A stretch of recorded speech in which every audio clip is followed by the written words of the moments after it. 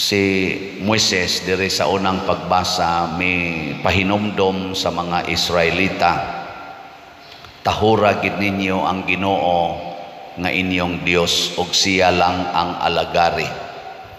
Muna iyang gi-emphasize og maayo, higugmaa siya, tahura siya, sunda siya sa tibuok ninyong hunahuna, kasing-kasing og kalag. Lingi ay mong tupad ing nanituman ka ni. Kay usahay malimot ra bata ang ato rabang alagaran kasagaran atong kaugalingon. Ang tanan atong paningkamot para sa atong kaugalingon. Ang tanan atong mga pangandoy para sa atong kaugalingon ug sa nagimahal sa atong kaugalingon. Kasagaran gyud ingon ana ta. Nya matod pa ni Moises, di gyud mo mulambo basta di na mo mualagad sa Ginoo. Kay hinumdumi ninyo kuan ra mo 14 ra mo kabuok pagsud ninyo sa Ehipto, pero karon mura na mo kadaghanon sa mga bituon sa langit ug sa sa baybayon tungod na sa grasyas Ginoo. Muna dili gyud ta angay nga mo salikway nining maong sugo. Pag-abot na ni Kristo diri sa atong ebanghelyo, gipakita niya nga kini di ang pag-alagad sa Ginoo i-translate di ni nato sa pagtahod o pagsunod sa atong mga leaders sa katilingban, ma-church man or ma-civil leaders, musunod di ay tanila. Kani di ay maoy konkreto nga pagpakita nga mitahod tas Ginoo. Ato sang tahuron ang mga inkotisyon, mga Ginoo sa atong katilingban, ang mga leaders. Mao sa nay gibuhat nila ni San Pedro, San Pablo ug sa tanang mga santos. Mosunod sila unsay balaod nga ipatuman sa ilang mga leaders. Dili sila magrally, di sila magsigi og complain, di sila magsigig bagulbol, dili sad sila mag-post sa social media nga atakihon ang leader. Ana nga, kumusta man mo? Mutahod ba mo inyong leader? Mutahod mo sa inyong parish priest? Nya ugon sa isultis parish priest inyong suportahan? Pamalit na mog slot. Pamalit yung slot. Mura na gisultis parish priest aron mahurot ang atong slots, pero gamay pamantaghalin ang atong SBF dag. Ang atong halin iabot nag 40,857 slots. Ang ato sang special slot nga DWD para i-refund atong nagastos Children's Congress, 1,226 slots pa ang atong halin. Pero ato gyaponing daigo, no? Atong pakpakan ang Ginoo niini og ang namalit. Lang nga napay 4,774 nga DWD, tag 100 per slot. Abasig daghang mamalit ani karong si Manaha, mahurot na ni siya. Daghan kayo'y dili mo tahod og leader. Tahod mo sa atong mga barangay officials. Di niyo libakon. So good na. Daghan kayong manglibak, dauton pa, dinautay to the max. Tahod ta sa atong mayor. Wa dauta. Tahod ta sa atong gobernador. Tahod ta sa atong Santo Papa. Gidaot hastang Santo Papa. Tahod ta sa atong presidente. Muna gipakita dinhi sa atong mga gisaulog karon og sa atong ebanghelyo, si Jesus gikontrahan sa mga leaders. Giplanuhan na siyang patyon. Apan si Jesus gasigig tahod sa ilang mga leaders. Hastagod pagbayad og buhis. Mubayad siya, nagmilagro si Jesus. Wa man sila kwarta, nya lungsuranon pagid sila kay mga Hudiyo man sila. Nya gipaninglan pagid sila buhis. Unsa may gibuhat ni Jesus? Siya lungsuranon man tadi man tataangayang mohimog mubayad og buhis pero di man ta gustong masilo sila. Ano nindota no? So usa day kapaagi sa pagtahod aning atong Ginoo ug ang pagtahod sa atong mga leaders, kinahanglan maningkamot nga dili masilo or dili maglagot ang atong mga leaders. Una, ato gyung paningkamutan nga di maglagot ang Ginoo nato. Unsa may makapalagot sa Ginoo nato? Unsa man? Kanang dili nata mutahod sa atong mga leaders. Maglagot sang Ginoo ana. Tahora gyud karon kay ang hukom sa leader panahon ni Hesus patyon man siya. Unsa iyang gibuhat? Nangandam siya. Wa siya maghimog mga sundao para musukol kundi giandam niya iyang kaugalingon sa pagpatay. Sige na siya istorya ingon siya dire, ang anak sa tao hapit na itugyan ngadto sa mga tao nga mopatay kaniya. Pasabot iyan ang gikondisyon nga patyon siya. Kamo og naay magplano nga patyon mo or ipapatay mo sa leader, unsa man musukol o mutahan?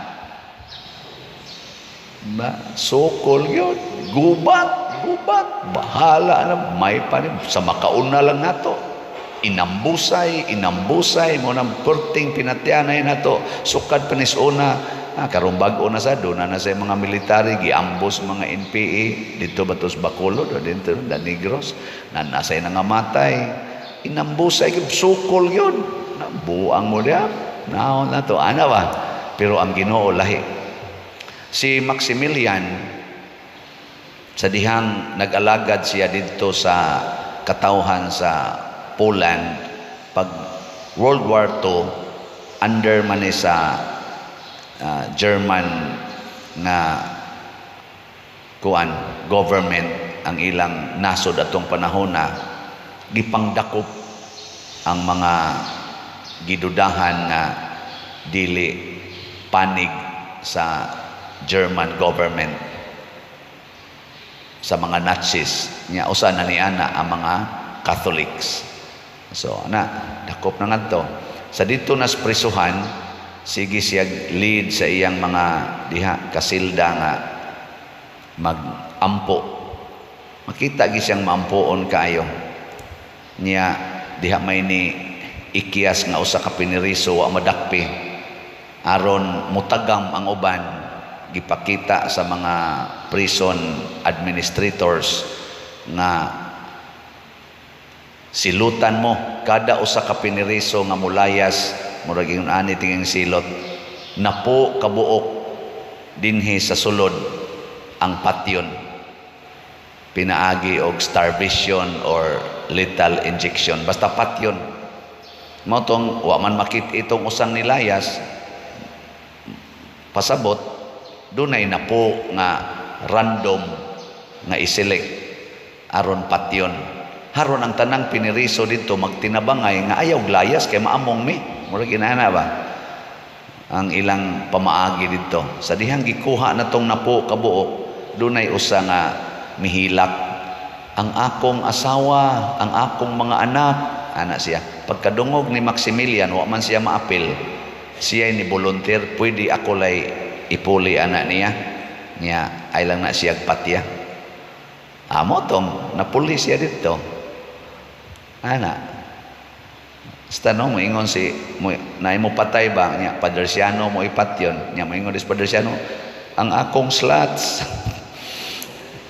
moingon ba ka si Brad Titing or si Brad Loloy ba ako nalay patya amot lang.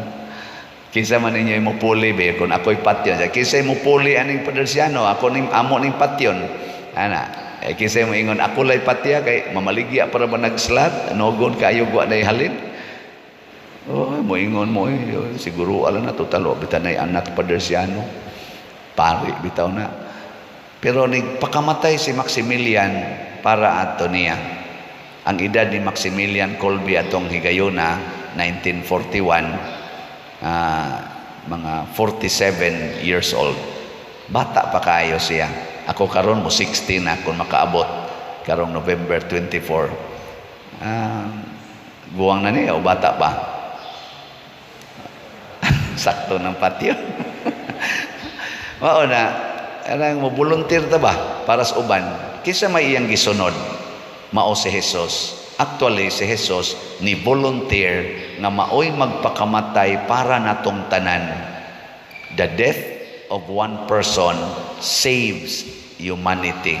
Ni reverse sa sala sa usa ka tawo nga mao si Adan. Si Kristo mao ang bag-ong Adan nga milukat sa atong kinabuhi pinaagi sa iyang kamatayon.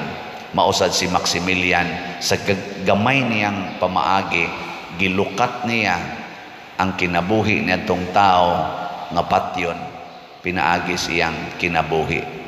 Mao ni ang atong gitawag og misyon. Kana bang mulukat unta ta sa kinabuhi sa atong isig katao pinaagi sa atong mga pag-antos o pag-alagad sa katilingban. Mabitan nang muampo gyud ko nga kining managa nato nga mga official apit na rabang filing sa ilang kandidacy sa mga barangay officials nga dili unta ni sila mga mapahimuslanon kung dili mahimo silang liwat ni Kristo, liwat ni Maximilian Kolbe nga maubay mugamit sa ilang katakos o kaugalingon sa paglukat sa mga problema sa katawhan pinaagis pag-alagad. Dili magdugang og problema, no? Maghatag untag kasulbaran sa mga problema.